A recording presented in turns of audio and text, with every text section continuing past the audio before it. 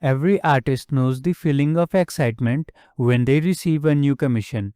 Someone trusts you with their memory, their portrait, their face, and you can already imagine how the final sketch is going to look. But then you open the photo they've sent you, and your excitement quickly turns into frustration. The image is blurry, pixelated, and every time you try to zoom in to capture those tiny details, like the strands of hair, the pores on the skin, or the shine in the eyes, everything just turns into a mess of blocks and blur. For hyperrealistic sketches, those details aren't optional. They're the foundation of the drawing. Without them, it almost feels like trying to sculpt a statue without clay. This is such a common problem for artists, especially those working on commissions, because most clients don't think about picture quality. They'll send whatever selfie they have saved on their phone, sometimes even screenshots from social media. And as artists, we want to deliver our best work, but we can only draw what we see. So when the picture lacks sharpness, it becomes guesswork. And guesswork doesn't create realism. In this video, I want to take you through my process of solving this exact issue. I'll show you how I turn an unclear, low quality photo into something detailed, crisp, and sketch ready. We'll look at the limitations of common tools artists usually rely on, explore how AI has opened a new door for reference enhancement, and finally, I'll reveal how I use this process to create a hyper-realistic sketch from a picture that originally seemed unusable. When artists encounter blurry reference photos, the first instinct is to use an app like Remini. Remini has become incredibly popular among digital artists, photographers, and even casual users who just want their old photos to look sharper. And at first glance, it seems like the perfect solution. You upload your low quality photo, and within seconds, the app enhances it, clears up some blur, and gives you a result that's definitely better than the original. For quick fixes, this can be very tempting. And I'll be honest, I used it myself in the beginning. I thought, great, problem solved. Now I can get back to sketching. But when I actually looked closely, I realized something was off. The image was sharper, but it didn't feel real. The skin looked plasticky, almost like a beauty filter was applied, the fine textures that make a face human. The tiny imperfections, the subtle gradients, the little variations in tone were gone. Instead of enhancing the photo, it felt like Remini was just smoothing it out and replacing real detail with artificial detail. For hyper-realistic sketches, that doesn't work. I don't want to guess where pores might be or invent strands of hair. I want to see the actual textures so I can replicate them faithfully. Otherwise, my sketch ends up looking flat and less authentic. And that's when I realized Remini might be okay for casual use, but for serious artists who need references full of fine detail, it just isn't enough. That frustration is what pushed me to explore other methods. I kept thinking there has to be a better way to enhance these photos without losing the very details I need most. And that's when I turned to AI. Around that time, I was already experimenting with AI for writing, brainstorming, and even some creative prompts. So naturally, I thought, why not try AI for enhancing references too? That's when I turned to ChatGPT. At first, it might sound strange.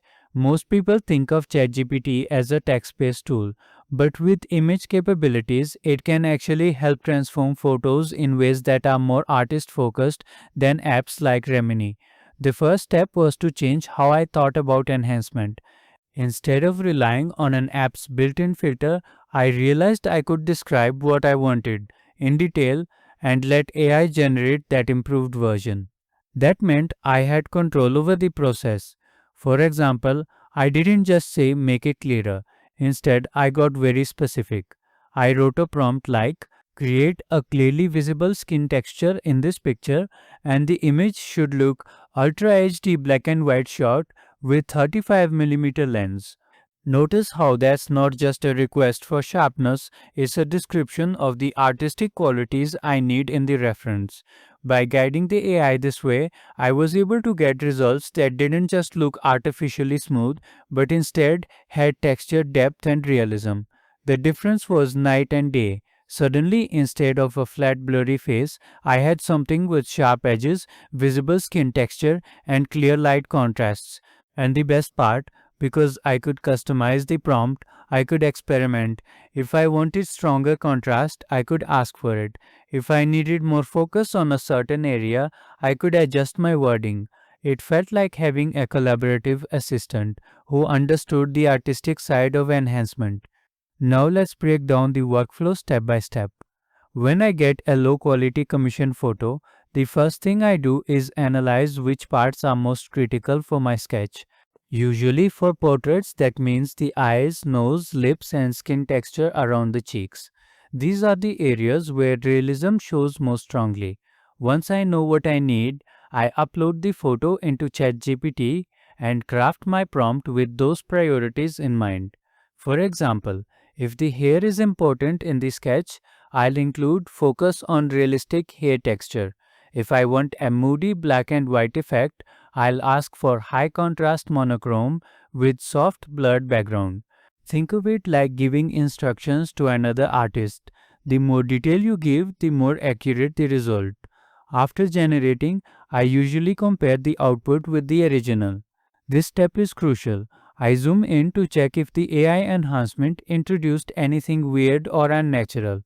Sometimes it might add a little too much sharpness in places, so I'll refine the prompt and try again until I get a balance that feels natural. The goal isn't perfection in the photo itself. The goal is to create a reference that makes sketching easier and more precise. When I finally have the enhanced version, I print it or keep it on my digital screen as my reference. Once I have my enhanced photo, the drawing process becomes a whole new experience. Instead of straining my eyes and second guessing every line, I can focus on bringing the details to life. For hyperrealism, that's everything. I usually start with the outlines, making sure the proportions are correct. Then I gradually build layers of shading, always paying close attention to the textures visible in the enhanced reference. For example, with a blurry photo, the cheek area often looks like one flat shade, but with the enhanced version, I can see subtle shifts in tone, tiny pores, and natural gradients. That allows me to shade more accurately, creating depth instead of flatness. The same goes for hair. Instead of drawing random strands, I can actually see the flow and direction, which makes the sketch look more lifelike. While sketching, I like to remind myself that the enhanced photo is not about making the subject look different. It's about recovering what was lost in the blur. It's still the client's face, their unique features just revealed in more clarity. And that's the beauty of using AI as a tool. It empowers the artist without replacing the artist. The creativity and skill are still yours. AI just clears the path for you. And finally, here's the sketch I created using this method. If you compare it with the original blurry photo, the difference is striking. The client gave me a low quality image that at first seemed impossible to work with, but thanks to AI enhancement, I could turn it into a detailed textured reference, and from that into a hyper realistic sketch. So, next time you receive a blurry commission photo, don't panic, experiment with this method, enhance your reference, trust your skill, and watch how much smoother the sketching process becomes. If you found this tutorial helpful, make sure to like this video, share it with other artists who might be struggling with the same issue, and subscribe to my channel for more art tutorials. Thanks for watching, and I'll see you in next one.